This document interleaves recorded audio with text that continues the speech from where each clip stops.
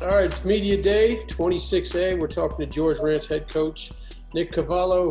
Coach, man, I know you don't like me talking too much about last year, but you had such a good end to the season where you won 4 out of 5 your last 5 games, and then to have that forfeit happen to you.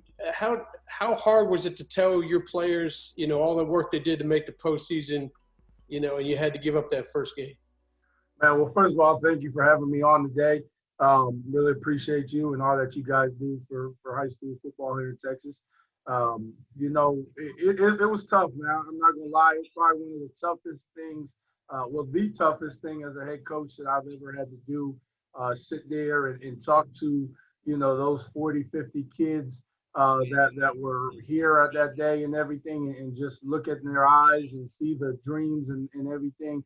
And it was tough, man. Like I said, just obviously us as coaches, we want to go on and we want to play, but really at the end of the day, I have a chance for another season, and the younger guys do. But those 42 seniors that we had, they never really got a true end to their season and didn't have a chance to build off of everything that we've been working.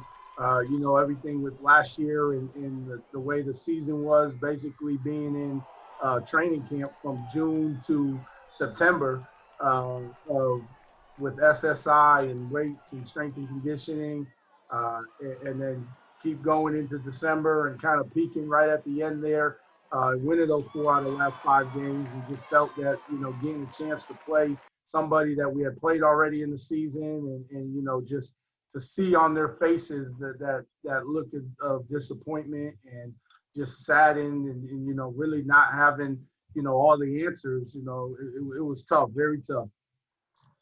Well, let's look ahead to this year coming up. I mean, you're with them all the time now. You don't have to do a bunch of Zoom stuff and saying, are you working out? I hope you are, because I can't see you up here. Talk about how the offseason has been for you and what you see as far as filling in for some of your graduated players.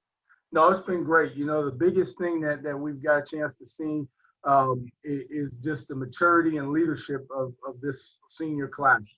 We have several kids in this class that have played since their sophomore year. And so now to see them in that leadership role has really been impressive.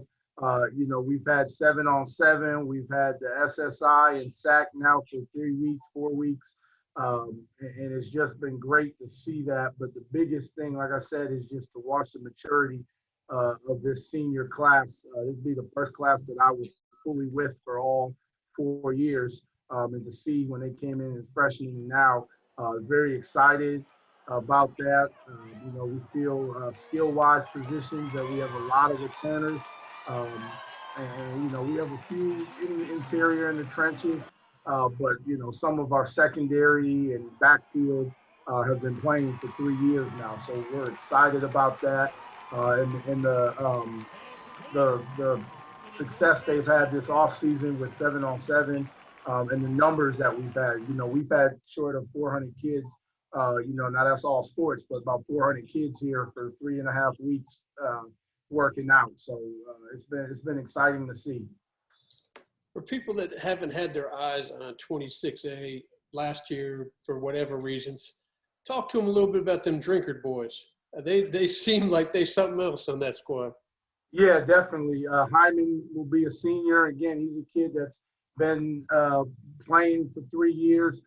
He's a kid that we feel that we have several other offensive weapons, but he's really an old school back where, you can give him the ball 30 times a game. And he's just going to wear you down, pound on you. Big thing that we saw last year and we're excited to build on and seeing so far this offseason is his speed development. As a sophomore, he didn't have any long runs, and he wasn't really getting caught from behind. He just, had that, not a slow speed, but just wasn't to the notch that he took it up last year. And you see last year, he had some 70, 80-yard runs. And he really came on strong. And then his brother, we got a sophomore kid that's probably play a little backup quarterback for us, play a little receiver, could play a little DB. So we're excited. Their work ethic is huge. and just building on that and trying to see what they can do as Hyman as a leader, especially, and Dion, the younger brother, just to get him into the role, into the mix, and see where he fits in. I guess finally, what do you think of the rest of the district? I mean, you had Rich Point that went to the regional finals last year, and Travis was a good squad. But, you know, you didn't get the chance to play everybody in the district last year. This time you will. What do you think about it? You know, Rich Point is a very talented football team.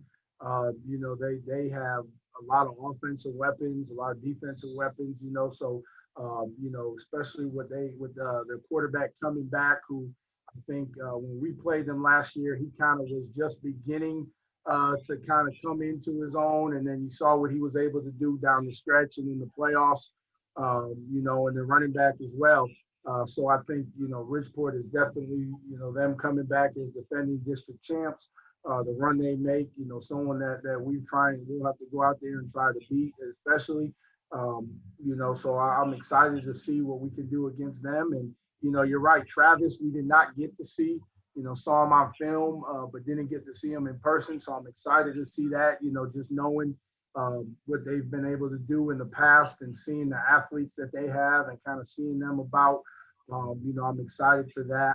You know, and then if you keep going down, I think Elkins, who we did see a bunch, very talented crew, probably one of the best defensive lines with a lot of those guys coming back that were very talented athletes, a couple of receivers and whatnot.